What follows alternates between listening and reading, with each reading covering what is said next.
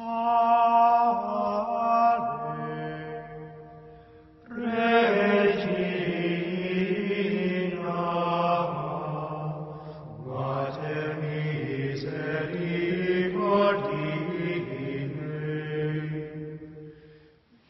we celebrate the memorial of Berard and companions, Saint Berard, Adiute, Peter, Accursus, and Odo, the first 5 martyrs of the Franciscan order. They died in 1220, 6 years before St. Francis passed away, and 3 years before St. Francis wrote his definitive rule. And there were a number of things about the life that St. Francis mandated for the friars that was unique.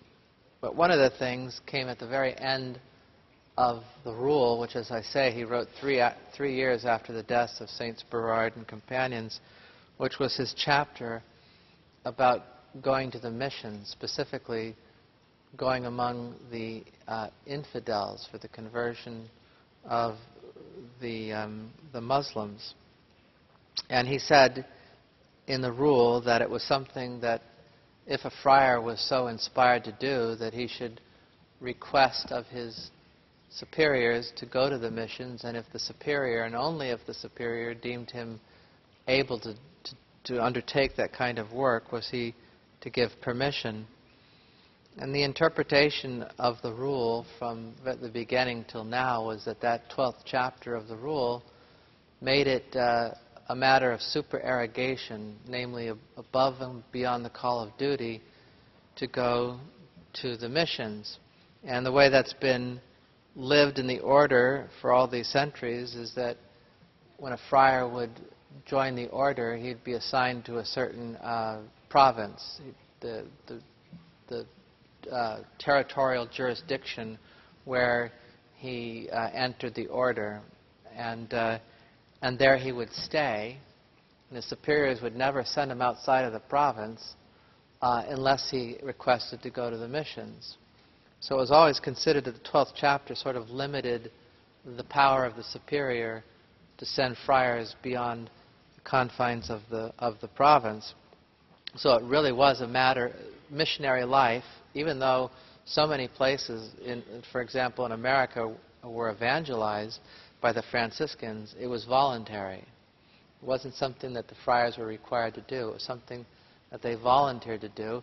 And in the rule of St. Francis, he considered this to be sort of a flowering of the spirit of the rule and the spirit of Franciscan life. He hoped that the friars would be so enlivened with the love of God that they would willingly, voluntarily, go to the missions.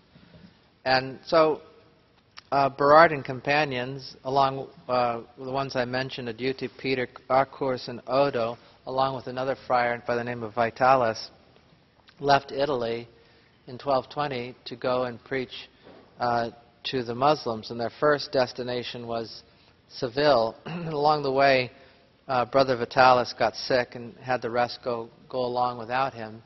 And when they got to Seville, they were neither successful in converting any of the Muslims nor in obtaining their martyrdom. And therefore they proceeded to Morocco, where very quickly they were arrested and threatened with death and then tortured and ultimately beheaded and mutilated. I should point out that also in the rule of St. Francis and in the spirit of the rule, St. Francis was hoping that the friars would wish to undertake this mission for the conversion of souls, and if not for the conversion of souls, in order to obtain martyrdom. So when St. Berard and companions and those later on who would follow them along the same path went to these mission countries, they knew more than likely, almost certainly, they would never come back, that they would die martyrs in the land to which they were proceeding. St. Francis himself tried to preach to the Muslims and made it part of his life's mission to get to the Holy Land in order to do this with the hope of obtaining martyrdom. The story goes that when he got to the Sultan in Tunis, Egypt, the Sultan was so impressed with his preaching that he made sure that St. Francis had safe escort back to the Crusader camp unharmed, but he didn't convert either. The story goes that after the death of St. Francis and at the end of this man's life that he had himself baptized before he died. But so this was the spirit of St. Francis, and this was what motivated these men to go to places where they knew they were about to certainly die. And when St. Francis heard of the heroic deeds of these first 5 friars during a general chapter that year, the message got back to him that Berard and companions had been martyred. He said, "Now I can say truly that I have some friars minor." These for him were truly his brothers. Their bodies were brought back from Morocco, and on their way back to Italy, they were brought to Lisbon, where at the time St. Anthony of Lisbon, now for the Italians at least, St. Anthony of Padua, was an Augustinian canon, and the bodies were brought to his monastery, and there they were being venerated by the faithful. St. Anthony also venerated these relics and was inspired to follow their path. And it was then that he requested of his superiors that he be allowed to become a Franciscan. And that's what he did, with the intention, the specific intention, of getting to Morocco and offering his life for Christ. He pursued that course of action and was unable to actually make it to Morocco, and then it became apparent to him that it was God's will that he should preach the gospel in Italy and bring conversion to the people there.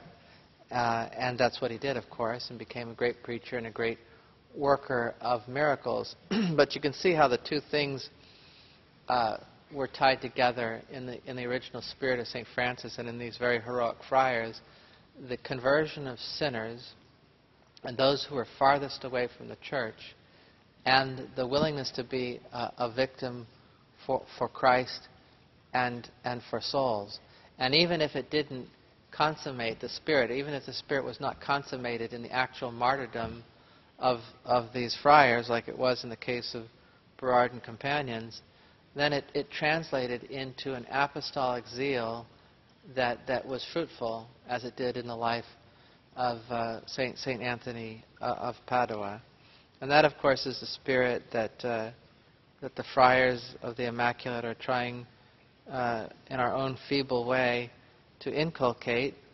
And it should be an inspiration to the faithful that we should put God first and recognize that the conversion of souls, that the conversion of the world to Christ is contingent more upon our willingness to live a life of sacrifice than it is upon the external efforts that we make. However important those external efforts are, and they are important, more important is our willingness to live the faith and suffer for it. We have the privilege here in Griswold of having for the relics in our altar, the relics of St. Berard and companions. So in a special way, we can have recourse to them today and ask them for this radical spirit of the gospel, the spirit which led Christ to the cross, our Blessed Mother to the foot of the cross, Berard and companions to Morocco, and St. Anthony to preach the gospel with his whole heart.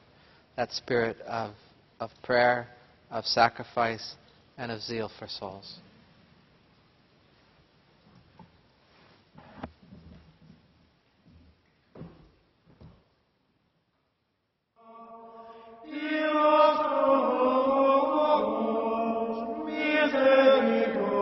Misericordes